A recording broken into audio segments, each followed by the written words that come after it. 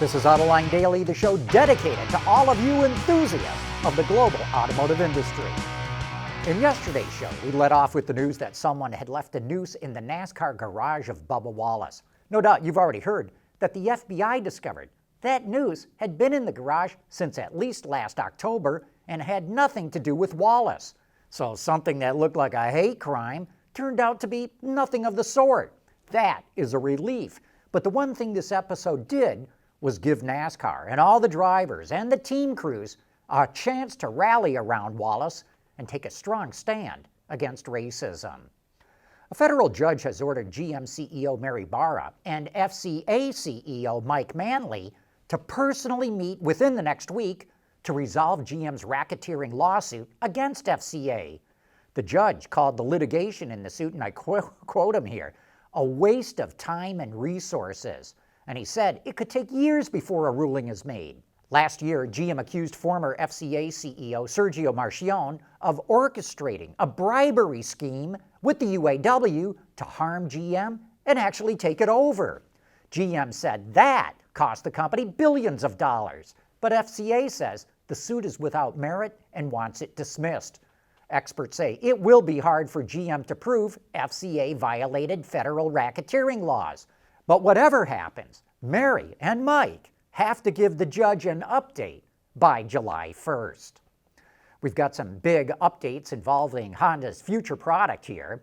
Auto Forecast Solutions report that the next generation Civic, codenamed CCA2YN, will go into production at Honda's plant in Canada next March.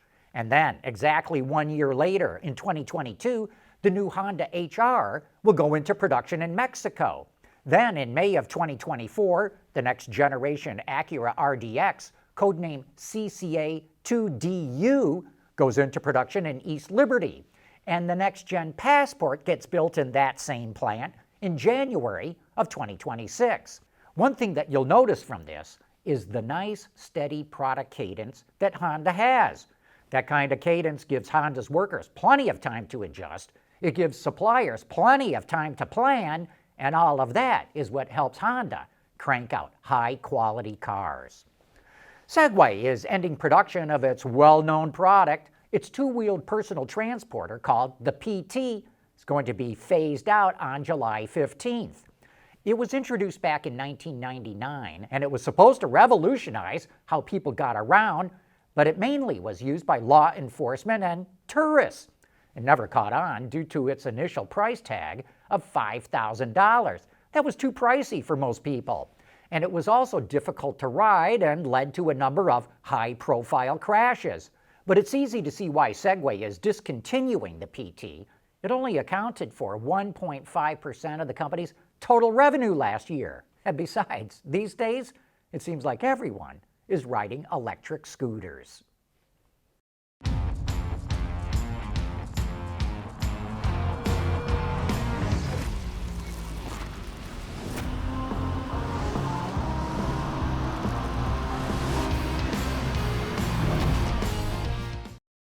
Here's a full look at the updated Volkswagen Arteon that was teased earlier this month.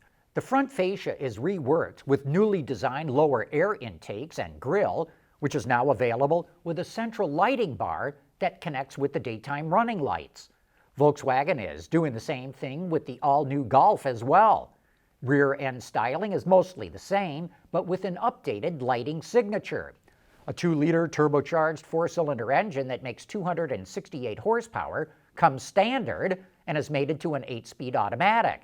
But 2 new powertrains are being added for Europe, a plug-in hybrid and an R model. Volkswagen didn't release much information about either one, but we do know the plug-in will make about 215 horsepower, and the R is going to get roughly 320. Also exclusive to Europe, at least for now, are an all-new station wagon version and VW's new Travel Assist system, which allows for partial automated driving. The interior is similar to the outgoing model, but changes include new steering wheel and HVAC controls, upper door trims, and a redesigned dash panel. Speaking of teasers turning into reveals, here's the all-new Kia Sedona, which is sold as the Carnival in the Korean market. As you can see, the minivan looks much more like an SUV, and that is on purpose. Kia thinks the design will attract younger customers. Note how the daytime running lights flow into the newly designed grille, which also features new mesh patterns.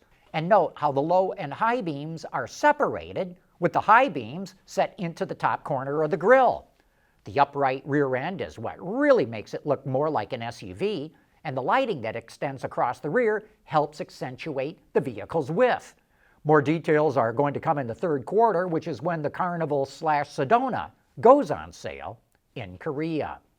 The new Nissan Kicks, which goes on sale in Japan next week, is getting a number of updates. Most notable is the new grille, which now extends much further down into the face of the crossover. That also required the headlamps and lower air vents to get redesigned as well. Rear end styling, from what we can tell, has not changed. The automaker's e-Power technology is now available. That uses an electric motor to directly power the wheels and uses a gasoline engine to charge the battery. No word yet if it's going to be offered outside of Asian markets. Other new features include Nissan's ProPilot Advanced Driver Assist System and automatic accident report. Mercedes-Benz and chipmaker NVIDIA are teaming up to build a software architecture for smarter vehicles. The two of them say, and I'm quoting here, plan to develop the most sophisticated and advanced computing architecture ever deployed in an automobile. Well, we'll see about that.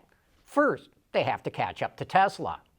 The system is based on NVIDIA's Ampere supercomputing architecture, which brings AI into the car, as well as over-the-air updates and Level 3 autonomous driving, including the ability to automate driving from address to address. The new software architecture will start making its way into Mercedes-Benz vehicles starting in 2024.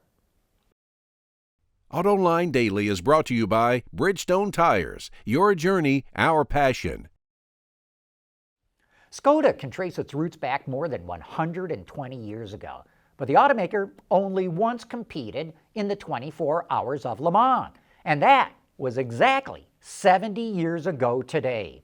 In 1950, Skoda entered a modified version of its 1101 Sport, which had a shortened wheelbase and aluminum body. It only had 50 horsepower, but the car was able to make its way up to second place in its class for a time until a mechanical failure knocked it out of the race for good. And that is today's history lesson. Hey, on Autoline After Hours tomorrow, our guest is Jim Owens. He heads up marketing for Ford Performance. So if you've got questions about the Ford GT or the Mustangs or Raptor or the ST and RS models, send them our way. Oh yeah, I almost forgot. What about the high-performance version of the Mustang Mach-E All-Electric? We'll get into that tomorrow when we go live at 3 p.m. Eastern Time. And Mike Martinez from Automotive News will also be joining us. So join me and Gary for Autoline After Hours. Before we go, I have to give a special shout out to one of our viewers. Yesterday, we got a $100 bill in the mail with a Post-it note saying, "Thanks for Autoline." No signature, no return address, just a $100 bill. But the envelope has 4 stamps, including an old 4-cent stamp with the tagline, "Wheels of Freedom." It has the silhouette of a farm tractor, a passenger sedan, and a semi-truck, all fitting into the graphic of a steering wheel. A quick online search shows that this stamp was actually issued in 1960. Then there's a 5-cent stamp with the tagline, "Stop Traffic Accidents." It was issued in 1965. Next is a 12-cent stamp of Henry Ford with a Model T, which was issued in 1968. And then there's a 29-cent stamp with the image of a Jeep being unloaded off a cargo ship, which reads, "U.S. supports allies with Lend-Lease Act." You know, what's amazing to me is the post office actually sent that envelope through with all those old stamps on it. And by the way, those stamps have a post office cancellation mark from Fargo, North Dakota. So thank you, Fargo, whoever you are. We really value your support and all of you who have donated to the Autoline cause. And before we go, a programming note here. The Autoline crew is going to take a much-needed break next week, And we're actually going to start our vacation this Friday. And then we'll resume our normal production on July 6th. And that wraps up today's report. Thank you for watching.